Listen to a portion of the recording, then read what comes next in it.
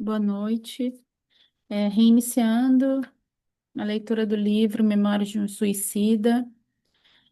Nós paramos na parte onde eles estavam dando características da reunião, né?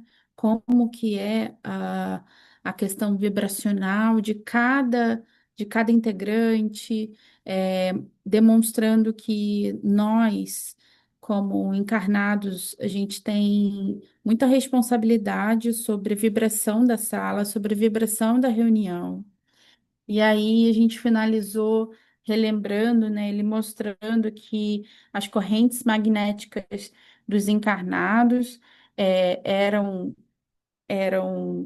sintetizadas, né, e depois essas correntes elas se uniam com as correntes dos mentores, né, para que aquela reunião pudesse ser bem estabelecidas e bem protegida, né? E agora a gente vai recomeçar essa leitura, entendendo um pouco mais e eles trazendo mais informações em relação à caravana que foi, né? E principalmente os integrantes da reunião mediúnica. Ju, você pode iniciar? Nós paramos na frase além desta, ocupando maior espaço. Além desta, ocupando maior espaço no recinto, e como as duas primeiras, disposta em círculo, a supercorrente fornecida pelos visitantes e composta na sua totalidade pelo pessoal especializado comissionado pelo Departamento de Vigilância e subordinado à seção de Relações Externas. Pessoal esse chefiado pelo nosso amigo Ramiro de Guzmán. À cabeceira da mesa, lugar de honra ocupado pelo diretor da casa, o qual requer do seu ocupante elevadas disposições para o bem e que, para os métodos hindus usados no Instituto, seria a chave do círculo propício ao nobre desempenho. Postavam-se além deste o seu diretor espiritual e mais o chefe de nossa expedição, isto é, Ramiro de Guzmán, ao passo que mais acima, o meu e Alceste, os instrutores diretos da atormentada falange, cujo delicado desempenho vai verificar-se por intermédio da palavra do instrutor terreno, presidente da mesa. Outra pessoa pode continuar, porque eu tô tossindo muito. Vanessa, você pode continuar, por gentileza? Sim. A um e outro cumpre recolher as vibrações dos pensamentos e das palavras do presidente, desenvolvidos durante o magno certame, associá-los aos elementos quintessenciados de que dispõe, de envolta com as ondas magnéticas dos circunstantes encarnados, elaborá-los e transfundi-los em cenas, dando-lhes vida e ação, concretizando-os, materializando-os, até que os infelizes assistentes desencarnados sejam capazes de tudo compreender com facilidade. Para isso, contam com o apoio do pessoal especializado, fornecido pela vigilância, isto é, pela seção de relações externas, e o concurso amoroso e indispensável dos gabinetes científicos localizados no hospital, chefiados por Teócrito. Quanto aos nossos médicos e enfermeiros, já se achavam apostos, quer junto dos médiuns, quer ao lado dos enfermos, indo e vindo, fiéis ao formoso quanto sublime sacerdócio que no astral a medicina lhes confere, ainda mais nobre que na terra, porque, além, é unicamente sob a augusta inspiração do amor e da fraternidade que se dedicam a tão nobres labores. Dá uma E. paradinha aí, Ah, Vanessa, por ok. favor. Esses três parágrafos, eles são bem importantes. Você quer comentar, Vanessa e Ju? Vanessa? Ele continua na descrição do que está acontecendo, né? De Uhum. como estão sendo dispostos todos os participantes, tanto da espiritualidade quanto da mesa, né? Exatamente. E essa e esse trabalho em conjunto do diretor encarnado da mesa, mais os mentores e diretores daquela sessão que estão acompanhando a falange, você vê que através dos pensamentos desse diretor, da fala desse diretor, eles pegam esses sentimentos, esses pensamentos, transmutam e conseguem, é como se fosse a sustentação sendo elaborada, né? Então, a gente às vezes fala muito da sustentação da mesa, né? Mas uma coisa muito importante que ele colocou aqui é o diretor da sessão. Também tem um trabalho importante de sustentação, né? Eu achei isso bem interessante porque ah, nós temos, por exemplo, nossos sustentadores, né? Mas às vezes quem está orientando reuniões mediúnicas, reuniões de psicografia, reuniões, às vezes está fazendo uma outra função, às vezes doutrinador, às vezes de médium, e essa estrutura da direção, de quem está ali como ponto focal da mesa, é extremamente importante para manter também esse equilíbrio. Laila, você pode continuar, por gentileza? Posso. E, sereno nos postos que lhe competiam, os lanceiros, esses colaboradores arrojados e silenciosos, dir-se-ia trazerem as forças de que dispunham. Em verdade, não nas lanças, que em suas mãos não espremiam violência, mas nas mentes rigorosamente moldadas, nas forjas de trabalhos austeros, de iniludíveis disciplinas, de renúncias e aprendizados abrilhantados na dor dos sacrifícios. Cada colaborador, no posto que lhe era devido, cumpria iniciar a chamada, como rezavam os métodos da iniciação. Tocou ao irmão Conde de Guzmã levá-la a efeito, como responsável que era pela numerosa comitiva. Os comissionados pelo chefe do Instituto Maria de Nazaré para a tarefa daquela noite achavam-se presentes. A seu pedido, imitou o diretor espiritual do centro, notificando que também os seus subordinados correspondiam ao santificante compromisso.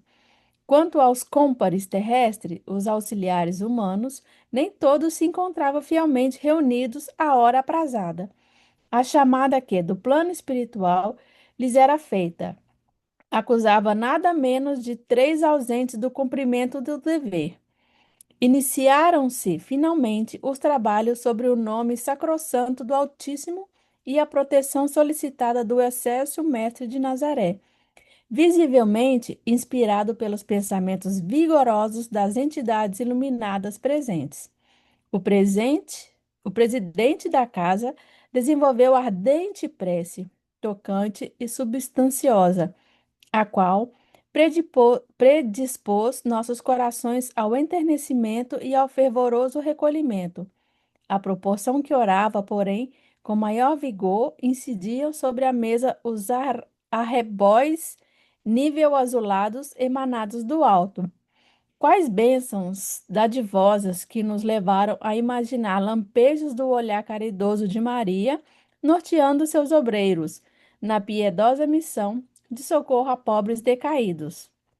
Supliquemos, porém, aos mentores e tutelares presentes a graça de nos conferirem por instantes o poder da visão à distância, que neles é um dos formosos atributos do progresso adquirido, e o qual não possuímos ainda. E respeitosamente acompanhemos esse cascatear azulíneo que engalanou a sede humilde da agremiação dos discípulos do grande iniciado Allan Kardec, a ver se conseguiremos descobrir a sua origem. Eis Dá que uma paradinha aí, por favor. ele está relatando E aqui aí, vai. o início da. da reunião, né, com a prece linda de invocação ao alto, né, invocação, conexão, a abertura da mesa para receber do Altíssimo as bênçãos para o trabalho daquele dia. E ele relata essa luz meio azulínea, né, que eu achei muito linda. E é isso. Bem interessante, né? E aí vocês veem, né, que só os encarnados faltaram. Mas às vezes também, Érica, os encarnados, porém, eu acredito que os mentores deles foram ao encontro do trabalho, né? É, pode ser. É, é, é porque, né, essa é difícil, né, às vezes. Bom,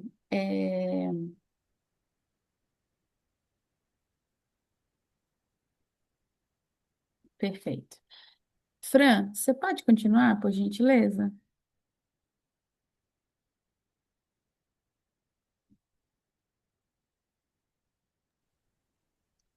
Eis que fomos satisfeitos em nossas pretensões, sob a condição de conduzirmos o leitor no giro que empreendermos por meio das desejadas investigações. Uma vez assestado, o binóculo mágico revelou-nos que, sob as fulgurações puríssimas que visitavam o tosco albergue, desapareceram os limites que o encerravam no castelo de simples habitação terrena para transfigurá-lo em alvo de irradiações generosas por parte dos diretores do nosso instituto. Víamos refletida, víamos refletida nas ondas púlgras daquelas dulçorosas cintilações a reprodução do que, no mesmo momento, se desenrolava no gabinete secreto do templo santuário, onde se reuniam os responsáveis por quantos viviam na colônia, perante a excelsa diretora da legião. Também esses austeros mestres, portanto, estão presentes à reunião em que nos achamos, pois que os vemos. Estão, como nós, reunidos em torno a uma mesa augusta e alvitente, a mesa da comunhão com o mais alto, altar venerável que testemunha todos os dias suas elevadas manifestações de idealistas, suas investigações profundas de cientistas cristianizados a respeito da criação divina e dos graves problemas referentes ao gênero humano, suas fervorosas vibrações de amor e respeito ao onipotente Pai e ao próximo. São 12 varões, belos, nobres, cuja idade, à primeira vista, se não poderia calcular, mas que exame mais circunstanciado revelaria que bem poderia ser a quem lhes fosse mais grata ao coração ou às recordações. Das mentes graves e pensadoras, assim como dos corações generosos, cintilas argênteas, cintilas argênteas irradiam, testemunhando a grande firmeza dos princípios virtuosos que os impulsionam. Não vemos assistentes para a reunião que efetuam. Estão sós, isolados no cenáculo, santificado pelas vibrações das preces que de suas almas extraem, arrebatados pela fé. Nem mesmo os discípulos imediatos, os que diariamente cooperam para o progresso e bem-estar da colônia, são admitidos naquele segredo. A reunião é íntima, só deles. Precisam da mais sólida homogeneidade de que poderão dispor suas forças assestadas para o sentido do bem, pois urge manter a harmonia geral da Assembleia, que ousou reunir-se sob o nome do Cristo, do Criador, Supremo do Universo, e às vistas do seu unigênito, cuja presença foi solicitada ardentemente ao se iniciarem os trabalhos. Perante Maria, são eles os responsáveis pelo que se passar na tenda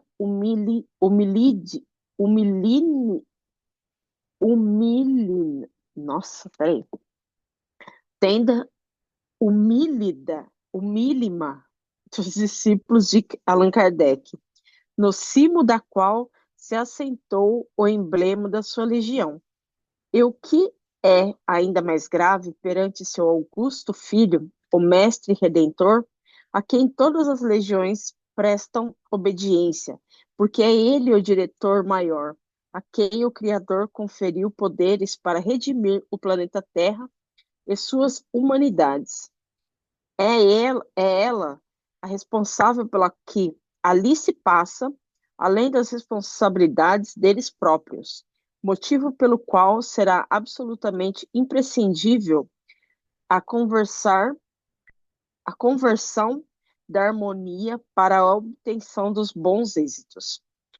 Para que o Mestre amado seja ainda uma vez glorificado, para que seu nome excelso não sirva de pretexto para levianas realizações, para que não se cometa o sacrilégio de fazer degenerar em simples fórmula banal a invocação feita ao Cordeiro Imaculado de Deus, para que esteja presente nos ditos trabalhos e para que seja real sua presença, em espírito e em verdade, no santuário dos seguidores de Kardec, visitado visitados por seus pupilos, vibram eles ali, reunidos secretamente, elevando os pensamentos em haustos sublimes, concentrados e firmes, alongando com as melhores reservas mentais que possuem as próprias almas na súplica, para que mereçam, com efeito, todos presentes à magna reunião,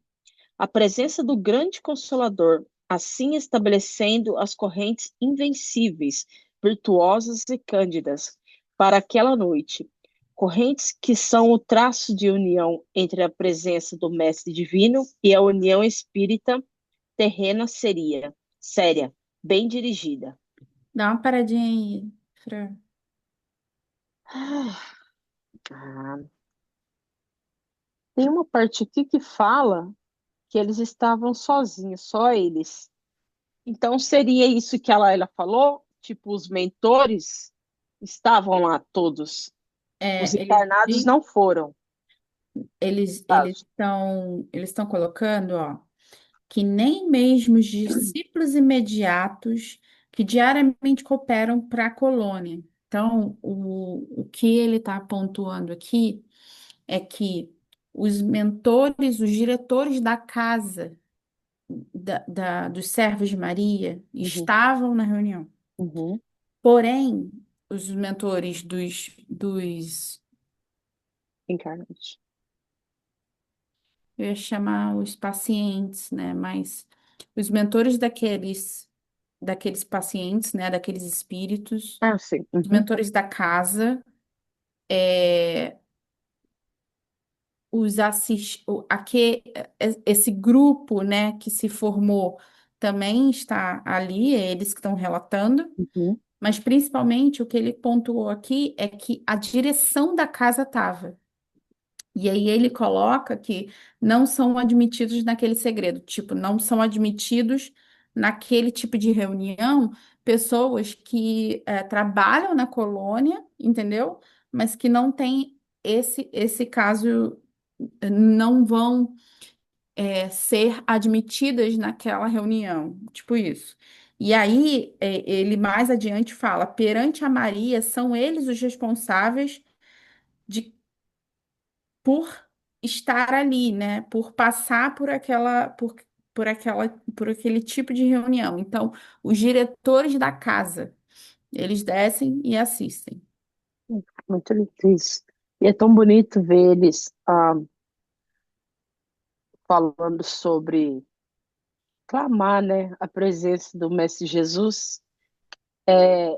Aí eu fiquei me perguntando, imagina essa corrente quando tá todo mundo ali realmente num mesmo pensamento, num único pensamento, sem deixar coisas exteriores, né, doença ou sofrimento ou qualquer coisa que seja assim, todo mundo voltado para aquele momento na hora da prece ali que a gente pede, né, aos mentores, a presença de Jesus e tudo, deve ser tão lindo. Eu não tenho essa mediunidade para poder ver além, né? Mas deve ser É, muito lindo ver essa corrente, né? De ver todos os mentores ali, essa mas, luz. mas a gente consegue sentir, por exemplo, não sei Sentir. se Uhum. é, é, ah, tu já participou de mediúnico, ou tu participa, mas Sim. ah, tem dias, tem momentos, tem reuniões, até às vezes ali na roda, né? No atendimento fraterno e tal. Você sente uma coisa diferente, né? Você sente que tá mais leve o ambiente, sabe? Sabe aquela história assim, nossa, passou um anjo aqui?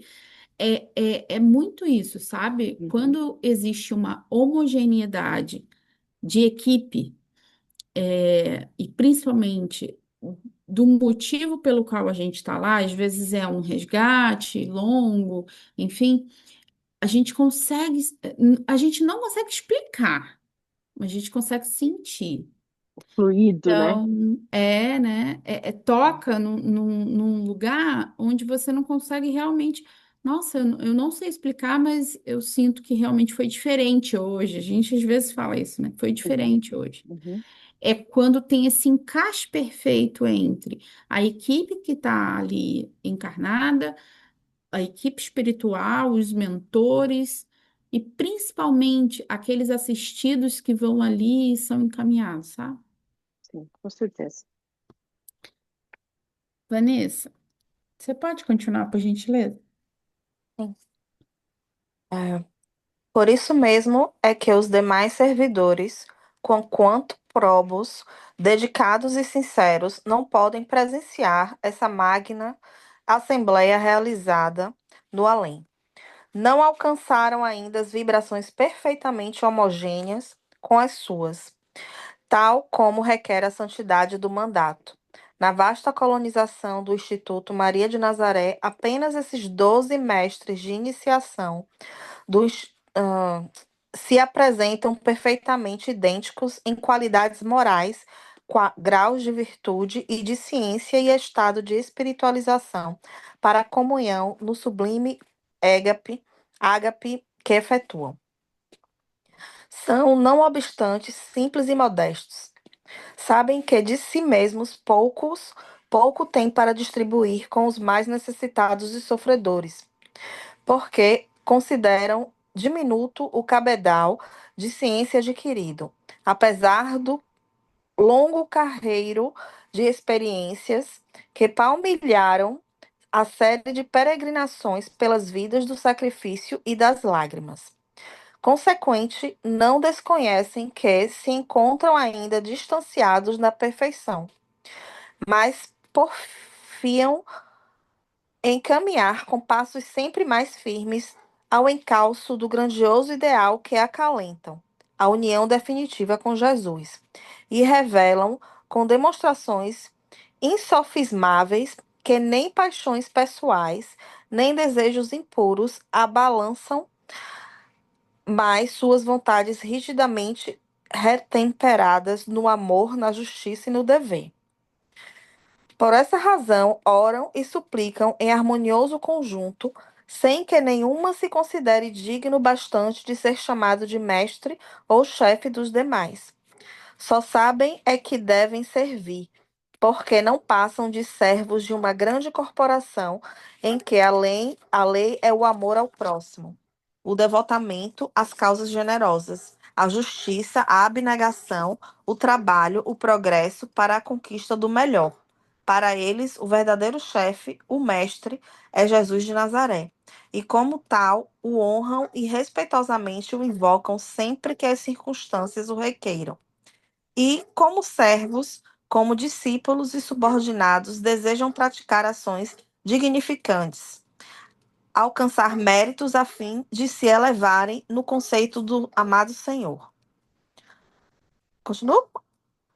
acreditam fervorosamente que o magno instrutor, a quem imploram assistência e proteção, não desatendeu às invocações extraídas dos recônditos mais sensíveis dos seus espíritos. Antes desceu, misericordioso e terno como sempre, não apenas até o santuário hialino, onde só ele penetram, mas também a humilde choça em que se efetua o divino banquete da fraternidade, ao qual também concorreram pobres homens e mulheres ainda encarnados, arrastando-se penosamente pelos cardos das provações, para aprendizados redentores. Atesta-o a torrente de luz sideral que a santificou. É que a certeza da presença de Jesus nas reuniões engrandecidas pelas virtudes e dispositivos morais e intelectuais de seus orientadores, quer encarnados, quer desencarnados, proveio do fato de jamais se haverem extinguido da sua audição espiritual as miríficas expressões daquela voz amorosa, inesquecível e sublime, firmando a promessa imortal. Em qualquer lugar onde se acharem duas ou mais pessoas reunidas em meu nome, eu estarei entre elas. Dá uma paradinha aí. Uau. Então, foi bem difícil porque teve um monte de palavra difícil aqui, viu? Ai, não, esse livro. Mas assim, pelo que eu tô vendo aqui, o que ele tá falando é que não é para todos a participação dessa reunião, né? Que claramente ele está falando aqui são para espíritos bem desenvolvidos, bem elevados, né? Que Só tem. adicionando, Vanessa, o motivo pelo qual é necessário que apenas, como ele disse aqui, apenas 12 têm os espíritos de escola, né, para fazer isso, nós estamos falando de uma ala que é inferior, né, eu lembro que é a ala de isolamento e manicômio. Hum, Então, aqueles espíritos que estão sendo levados ali é a parte mais densa da colônia inteira, tá? hum, entendi. Só para só para a gente lembrar o porquê que só esses espíritos, é, é, esses, esses 12, né, tem esse nível, é porque de toda a colônia, esses espíritos que estão participando dessa reunião, esses assistidos, é a última classificação, tá?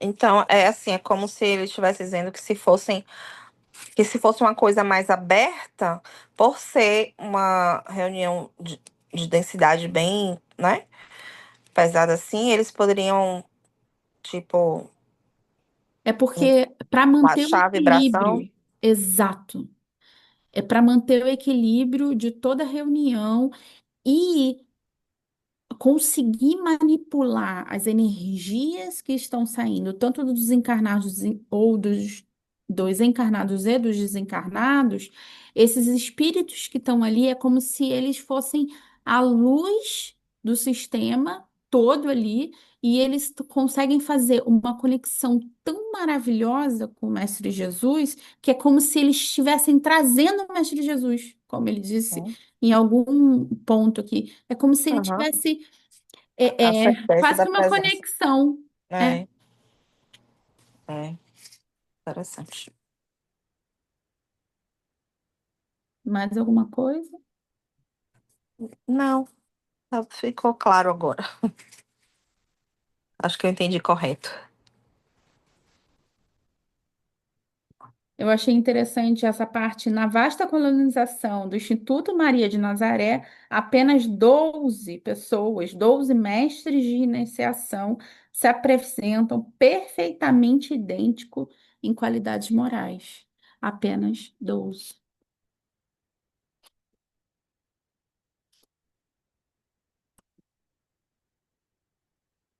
Laila, pode continuar, por gentileza?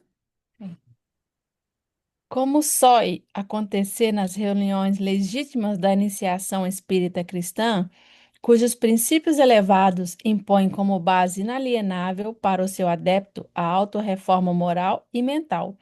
Naquela noite memorável para todos de minha sinistra falange, foi escolhido o tema evangélico a ser estudado e comentado.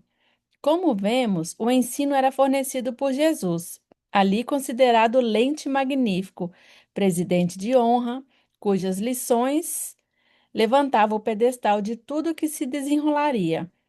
Iniciada foi, pois, a leitura do Evangelho, seguindo-se explanação formosa e fecunda do presidente terreno. As parábolas elucidativas, as ações magnânimas e carinhosas, as promessas inovidáveis, mais uma vez enternece o coração dos aprendizes da escola de Allan Kardec, que circulavam à mesa, repercutindo gratamente pela primeira vez no íntimo de cada um de nós outros o divino convite para a redenção, pois até então não ouvíramos ainda dissertações congêneres.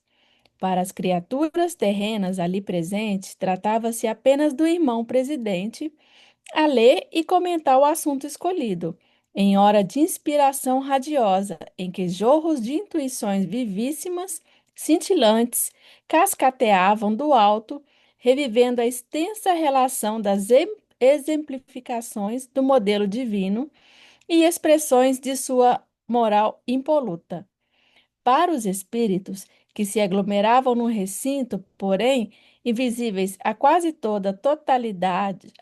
totalidade dos circunstantes humanos e particularmente para os deditosos que para ali foram encaminhados a fim de se esclarecerem, havia muito, muito mais que isso.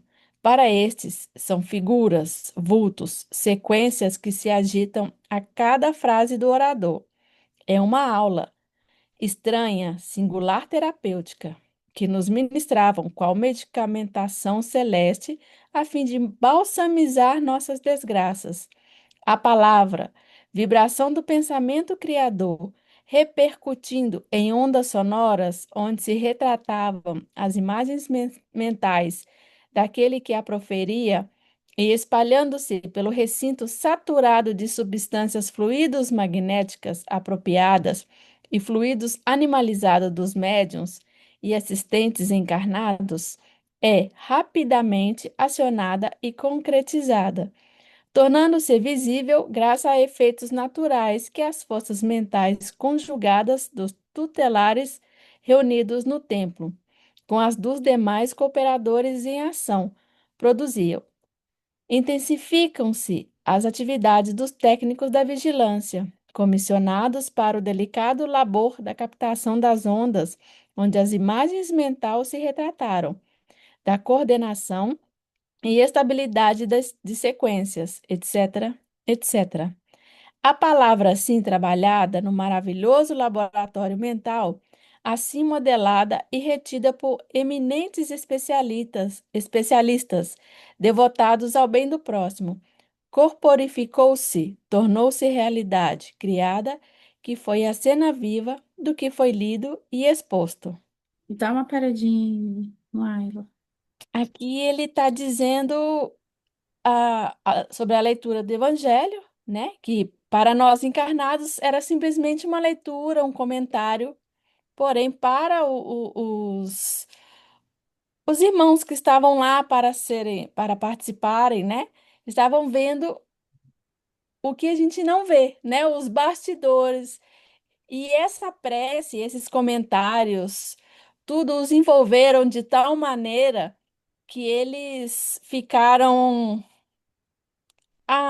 como que eu vou dizer, excited sobre isso, sobre as palavras que os convidavam a reformar-se moralmente, a ir a caminho do bem. E é isso. E a palavra excited não seria no termo literal, né? Não. Porque eu acho que, eu acho não. esses espíritos, eles não estavam é, muito comprometidos com o bem, né? Então, é como se você estivesse contando, falando para quem não quer ouvir. Então, eles ficavam quase que atormentados, né, por essas informações. Tipo, não adianta você explicar para quem não quer ouvir, entendeu? Então, esses tipos de espíritos, eles estavam ali com essa circunstância, né, com essa dificuldade, e aí não querer falar sobre Jesus e estar numa reunião mediúnica ou numa reunião onde o orador, sei lá, a Juliana tá conversando comigo, tá me contando coisas que eu não tô a fim de ouvir, é um pouco de tormenta, né?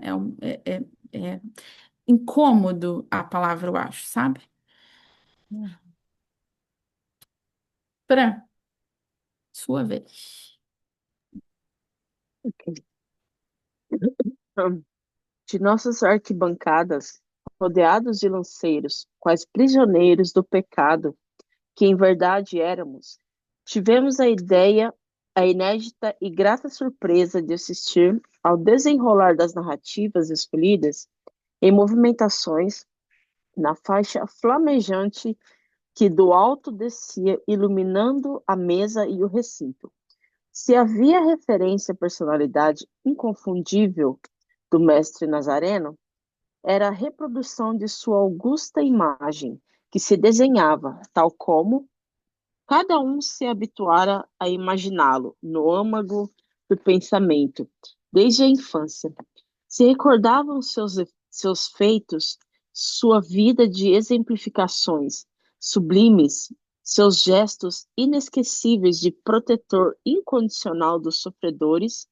Além, ouvíamos tal como o texto evangélico o descrevia, bondoso e amorável, distribuindo fragrâncias do seu manancial de amor e das virtudes deíficas de que era excelso relicário, aos pobres e sofredores, aos cegos e paralíticos, aos lunáticos, aos loucos e aos leprosos, aos ignorantes e às crianças, aos velhos e aos de boa vontade, aos pecadores e às adúlteras, aos publicanos, aos samaritanos, aos doutores, aos desesperados e aflitos, aos doentes do corpo e do espírito, aos arrependidos, como aos próprios crentes da sua doutrina de luz e aos seus próprios apóstolos.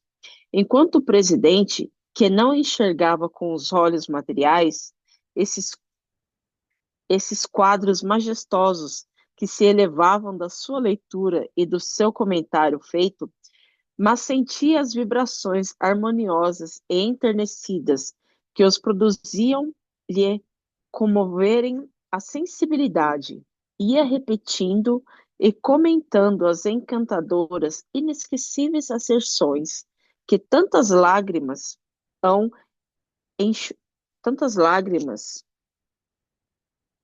hão enxugado através dos séculos. Tantos corações sequiosos tinham desalterado, tantas e tão angustiosas incertezas haviam transformado na serenidade de uma convicção sólida e inquebrantável. Vinde a mim, vós que sofreis e vos achais sobrecarregados, e eu vos aliviarei. Tomai sobre vós o meu jugo e aprendei comigo, que sou brando e humilde de coração, e achareis repouso para vossas almas, pois é suave o meu jugo e leve o meu fardo. Mateus 11, 28 a 30.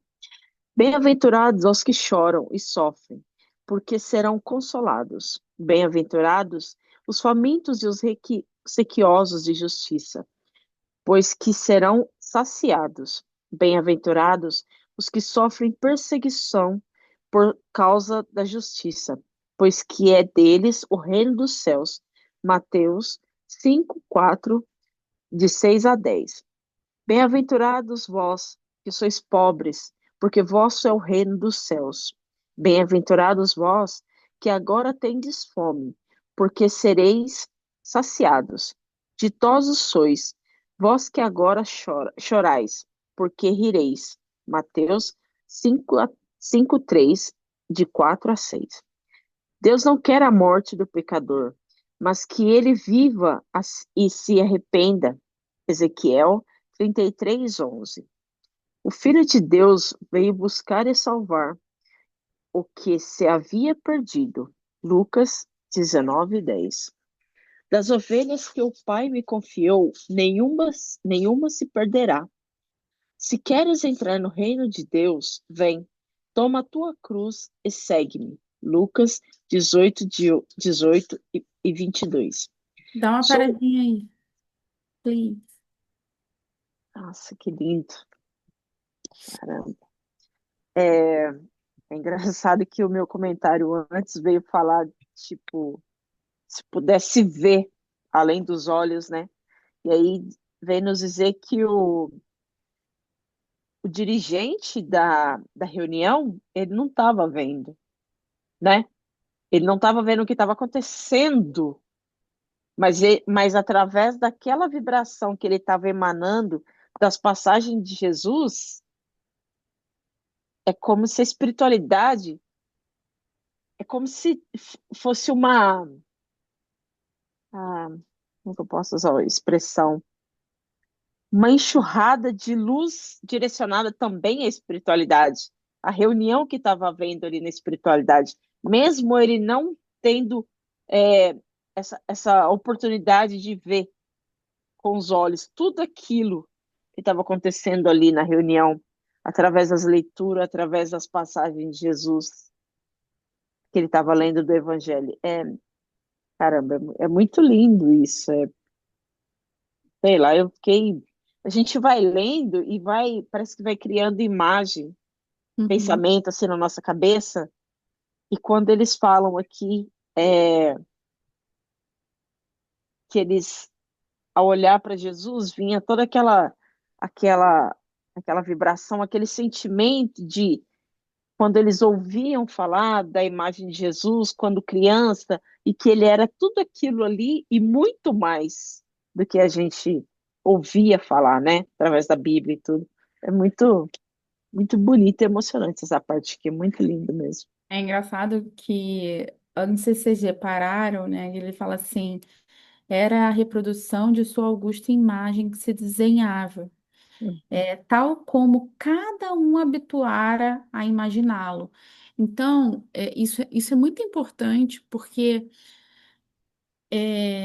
cada um pensa, é, é, o- tem a imagem do mestre, né? Claro que tem aquela imagem Né? mais tradicional, tal, mas eu acho que se- eu sempre acreditei nisso, né? Que não vamos colocar Jesus, mas Deus, assim, ele tem que ser, ele é tão maravilhoso que eu acho que cada um imagina ele de uma maneira diferente.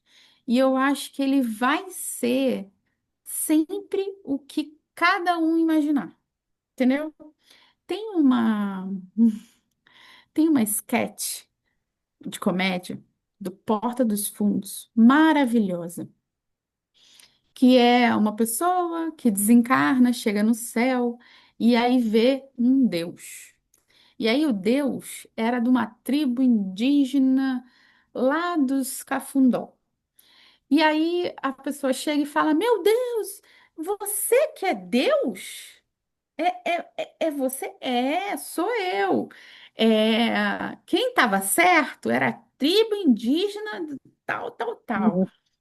Eu acho isso uma sátira tão interessante, porque assim, gente, tem pessoas que não acreditam em nada, tem pessoas que acreditam na natureza, tem pessoas que acreditam num senhorzinho barbudinho de, sabe? Senhorzinho já. Tem pessoas que acreditam em energia, tem pessoas que acreditam. Então, eu acho que se for para ser justo, bom, generoso, maravilhoso, magnânimo, ele vai se fazer, ou ele, ou a natureza, ou qualquer coisa que seja, vai se fazer daquele modelo. E aí isso vem de encontro ao que a gente acabou de ler, né? Conforme a imagem que cada um imagina. Então, é interessante essa humildade, né? De estar sempre se adaptando ao que a gente imagina. Sim. É, só mais um comentário, ô Érica. É muito verdade isso que você falou, que cada um imagina ele de uma forma, né? E eu acho que a única maneira que eu não consigo imaginar Deus, ele é um velhinho barbudo sentado e punindo os Me nossos too. erros. Essa é a única visão que eu não consigo ter de Deus. É a única visão. Eu não consigo ver, eu não consigo imaginar na minha mente. Quando eu escuto, às vezes, no audiolivro, alguma coisa que venha desenhar, trazer a visão dessa imagem, eu não consigo. Isso aí Eu para mim também. não encaixa, não encaixa. Que eu acho que, até pelo fato da gente já ter várias reencarnações para trás, você parar para pensar, caramba, ele me deu mais uma oportunidade de estar aqui. Então, se ele fosse tão carrasco, tão punidor assim, por que que ele ia me dar o livre-arbítrio novamente, apesar de certas pessoas acharem que não existe o livre-arbítrio, de recomeçar a como se diz, corrigir aqueles erros que eu tive no passado, dando a oportunidade de eu não cometê-los mais. Entende? Então, eu acho que não bate. Essa imagem eu não consigo. É a única coisa que eu não consigo imaginar de Deus. Na verdade, eu não consigo visualizar nem como humano, né? Não, não. Para Deus, né? Uhum. Nem para Jesus, não, para mim não é humano, para mim é quase que algo inatingível, assim. Mas eu acredito muito em relação ao que hoje nós temos de informação, porque o Espiritismo, ele é um movimento, né? Ele vai de junto à ciência. E o elemento que mais se aproxima atualmente da concepção que eu tenho hoje, que pode mudar, é energia. Energia. Então, para mim, hoje, com as informações técnicas que eu tenho hoje, o elemento que eu mais se aproxima, assim, que mais tem essa clareza é energia, é uma energia. Então, não é um homem, não é uma mulher, não é humano, é uma energia, e essa energia, ela quer que tudo esteja harmoniosamente encaixado. Então, o que eu falo que é para mim, as nossas encarnações, ela é um mecanismo para a gente se harmonizar. Então, se eu me desarmonizei com você em alguma encarnação, Fran, eu vou voltar aqui e vou me harmonizar com você, para que eu esteja íntegra, né? Inteira. Então, essa é hoje a visão que eu mais me aproximo, né? Enfim. Vamos prosseguir? Vanessa, você pode ir? Paramos no eu sou. Ah, eu sou, aqui, eu sou o grande médico, é isso? Ok. Sou o grande médico das almas e venho trazer-vos o remédio que vos há de curar. Os fracos, os sofredores e os enfermos são os meus filhos prediletos. Venho salvá-los. Vinde, pois, a mim, vós, que sofreis e vos achais oprimidos, e sereis aliviados e consolados. Venho instruir e consolar os pobres, deserdados. Venho dizer-lhes que elevem a sua resignação ao nível de suas provas, que chorem, porquanto a dor foi sagrada no jardim das oliveiras, mas que esperem, pois que também a eles os anjos consoladores lhes virão enxugar as lágrimas. Vossas almas, porém, não estão esquecidas. Eu, o jardineiro divino, as cultivo no silêncio dos vossos pensamentos. Deus consola os humildes e dá força aos aflitos que lhe a pedem. Seu poder sobre cobre a terra e, por toda a parte, junto de cada lágrima, colocou ele um bálsamo que consola. Nada fica perdido no reino de Deus, no reino de nosso Pai. E os vossos suores e misérias formam o tesouro que vos tornará ricos nas esferas superiores, onde a luz substitui as trevas e onde o mais desnudo dentre todos vós será talvez o mais resplandecente. E era um desfilar empolgante de cenas, das quais o Consolador amável destacava-se, irradiando convites irresistíveis a nós outros, réprobos, sofredores e desesperançados, enquanto o orador rememorava as divinas ações por ele praticadas. Silêncio religioso presidia as arquibancadas. Frêmitos de emoções desconhecidas ascendia nas profundezas sensíveis dos nossos espíritos atribulados e tristes. Uma alvorada de confiança, prelúdio prometedor da fé que nos deveria impulsionar para os labores da salvação, suspensos pelo interesse do ensinamento poderosamente sedutor. Fitávamos, embevecidos, aqueles quadros sugestivos, criados momentaneamente para nossa elucidação, e nos quais destacávamos o Nazareno socorrendo os desgraçados, enquanto a palavra afetuosa do orador, envolta nas ondas fluídicas ainda mais doces do pensamento caridoso dos seres angélicos que nos assistiam, instruía eternamente com entonações que repercutiam até o âmago dos nossos espíritos sequiosos de consolo, como imprimindo em seus refolhos para sempre a imagem incomparável do médico celeste que nos deveria curar. Então sentimos que, pela primeira vez desde muitos anos, a esperança descia seus mantos de luz sobre nossas almas enoitadas pelas trevas do desânimo e da ímpia descrença. Dá uma paradinha aí. Ah. O que que você achou? Então, é como se ele estivesse aqui dando um banho de motivação, né? Uhum, Assim, para poder realmente elevar a vibração, elevar os pensamentos, é, esperançar a alma, né? uhum. Vocês É, perceberam que todas as frases que a Fran leu, que a Vanessa leu, é em relação à cura, em relação à segunda chance, em relação estou aqui para vocês, não é está tudo sozinho. em relação a eles, né? É, Imagina a gente é, enferma, né? Perdidas, com dificuldade.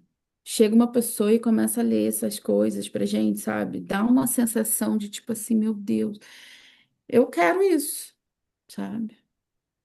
Eu preciso disso. Eu sou essa criatura que ele está falando aí, sabe? É, então eu acho que é como se fosse um resgate ali, um momento de acolhimento desses espíritos, um momento de vem cá, deita no meu colo, vamos chorar junto e a gente vai dar certo, e vai dar tudo. Então eu acho que é quase um ponto de reflexão para cada espírito e principalmente uma virada de chave ali desse trabalho. Mais algum item, Vanessa? não,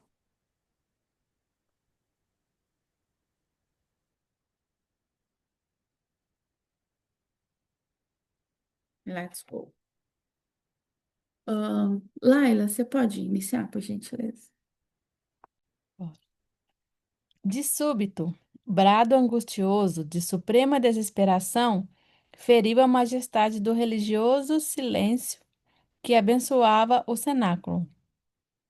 Um dos nossos míseros pares, justamente daqueles a quem denominávamos retalhados, durante o cativeiro no Vale Sinistro, por conservarem no corpo astral as trágicas sombras do esfacelamento do envoltório carnal sob as rodas de pesados veículos de ferro, e cujo estado de incompreensão e sofrimento muito grave exigir o concurso humano a fim de ser suavizado, esperando receber também alívio aos feros padecimentos que o exasperavam.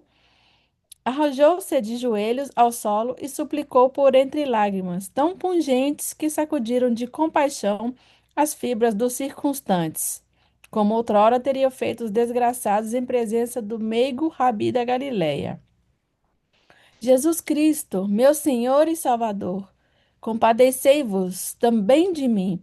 Eu creio, Senhor, e quero a vossa misericórdia. Não posso mais, não posso mais.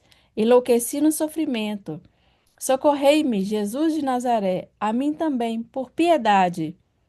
A um sinal de Alceste e de Romeu, os bondosos enfermeiros ampararam-no, conduzindo-o ao médium, uma senhora ainda jovem, delicada de talhe e de feições, que na véspera se comprometera ao magno desempenho, quando das investigações dos obreiros do Instituto para conseguirem a reunião. Dois médicos responsáveis pelo espírito em questão acompanharam-no, estabelecendo sua ligação com o precioso veículo e também a esse dispensando a mais desvelada assistência, a fim de que nenhum contratempo sobreviesse. A cena, então, atingiu a culminância mais patética e, ao mesmo tempo, mais sublime que imaginar-se possa.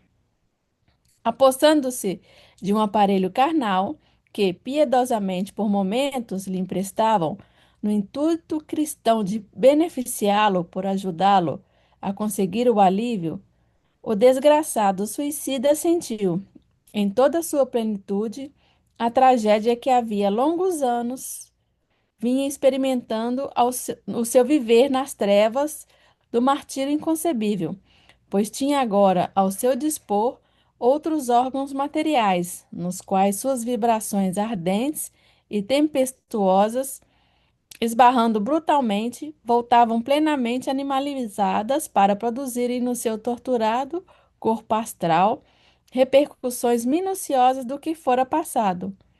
Gritos lancinantes, estertores macabros, terrores satânicos, todo o pavoroso estado mental que arrastava.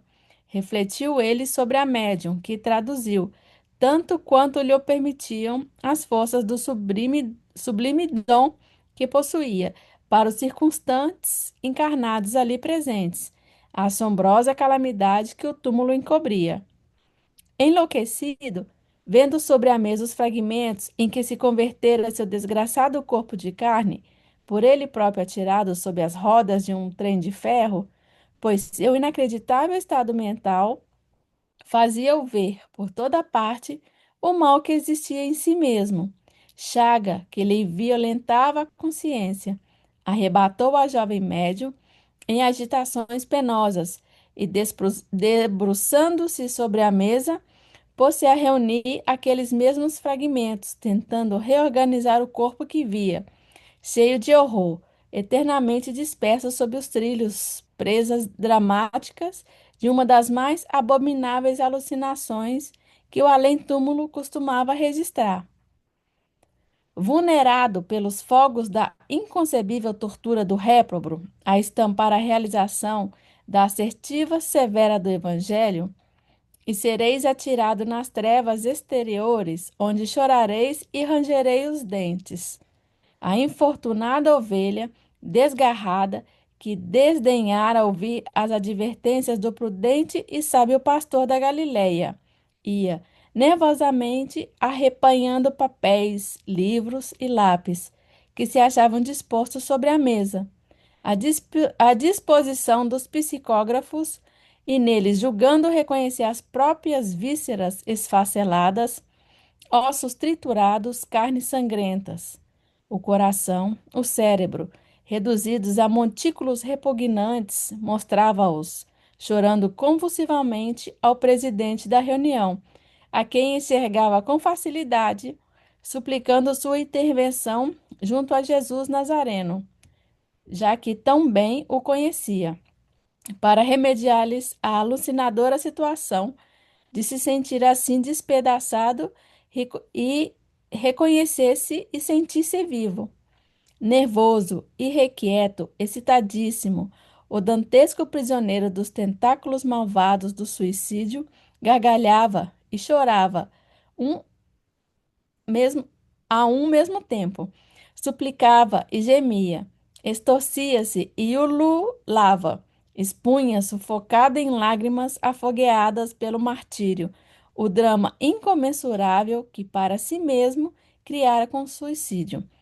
O remorso inconsolável de preferir a descrença em que vivera e morrer à conformidade conselheira e prudente, frente às penas da adversidade, pois reconhecia agora, tardiamente, que todos os dramas que a vida terrena apresenta são meros contratempos passáveis, contrariedades banais, comparado aos monstruosos sofrimentos originados do suicídio, cuja natureza e intensidade nenhum ser humano, mesmo um espírito desencarnado, é competente para avaliar uma vez que as não tenha experimentado. Dá uma paradinha aí, por favor. Então, aqui ele está relatando o momento, né, que os enfermeiros, vamos dizer, eu acredito que o escolheram para poder fazer a psicografia através da médium, né? Não é psicografia, é Psicofonia. psicofonia. Ah, tá. Então, Obrigada. escolheram para fazer a psicofonia e a médium naquele momento, né?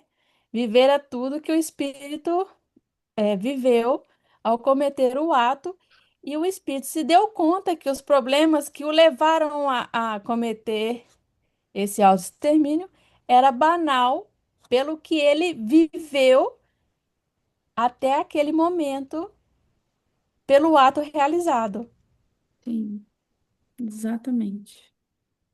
E é interessante, gente, que assim, essas sensações e esse final, né, que você acabou de falar, tipo que o reconhecimento, tal, ele só é palpável quando se tem a